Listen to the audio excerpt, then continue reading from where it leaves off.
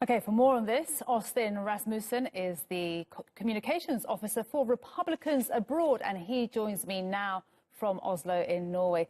Thanks so much for joining us, Austin. Now, you were here with us at TRT World in Istanbul last year for our election night coverage.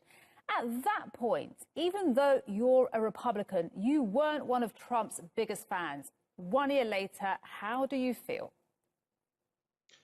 Well, no, certainly at that point, I wasn't one of his biggest fans. I did vote for Trump, but my biggest concern at that point was if the election didn't take the course that I anticipated, then, of course, Hillary Clinton would be president. And that, to me, was far more dangerous than a Trump presidency. Now, a year later, looking back, Trump has certainly exceeded my expectations for his first year in office and impressed me with what he's been able to accomplish in that first year.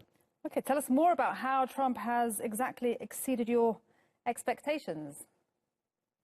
Well, don't get me wrong. I mean, we do have to separate Trump's rhetoric from his policy, and I think a lot of Republicans are doing that. But when we look at the policy and focus on that and try to define his presidency by his policy rather than his tweets, then he's managed to keep a lot of the promises that he campaigned on, particularly tax reform, tax cuts for individuals, decreasing the corporate tax rate, recognizing Israel as a capital, which is thus enforcing the law that was passed in the 1990s and every president has promised to do going back to Bill Clinton, moving the embassy in Israel to Jerusalem, pulling out of the Paris Accord, pulling out of TPP.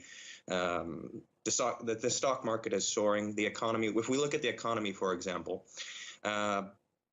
when they did a poll, Quinnipiac, which is a polling source that both sides often like to source, they asked Americans how confident are they in the economy at the moment. And this was released a couple weeks ago, and over 2/3 of the United States citizens are confident in the economy and the direction that it's going. Now, what that means is about 2 years ago, let's say, when Obama was president and the same poll was conducted, the score was nowhere near 2/3. So Trump is definitely fostering a business environment that's conducive for growth, it's conducive for profit, which means it's conducive for hiring Americans, and it's good for the Americans that are middle class that are working in these businesses. After the tax reform, for example, there are businesses across the country that were announcing new bonus structures and new hiring schemes, and that was a direct result of Trump signing this tax bill. Austin, but wouldn't you say that the economy is part of Obama's legacy, not Trump's?